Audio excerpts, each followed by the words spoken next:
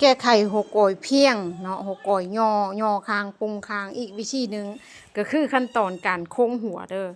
อันนี้จะเป็นสิ้นธรรมดาเนาะบ่แม่นสิ้นโกอยเพียงตัวนี้วิธีโค้งหัวมันจะต่างโค้งอันนี้จะต่างกันทุกคนนี่วิธีโค้งอันนี้นะโค้งเกล็ดคางนี่เนาะเขาจะเอาอยู่เทิงใดจะเอาอยู่เทิงใดบ่เป็นหยังตัวนี้ถ้าว่าเขาเอาลงจำโพดนี่จะเฮ็ดให้หัดทายเนาะหัดทายสำหรับเกล็ดคางแต่ว่าก่อยตัวนี้เนาะตัวนี้มันจะตั้งตัวหัวก่อยนี่มาสังเกตเบิ่งอันนี้เขาจะเอานี่เพียงปลายพี่เด้อนี่สังเกตเบิ่งแบบสิเนาะนี่อันนี้บรรทัดนี่นี่บรรทัดนี่เนาะบรรทัดกองกันนี่เพียงปลายแบบสิทุกคนบ่แม่นว่าสิเฮ็ดคืออันตัวนี้เนาะบ่เฮ็ดคือตัวนี้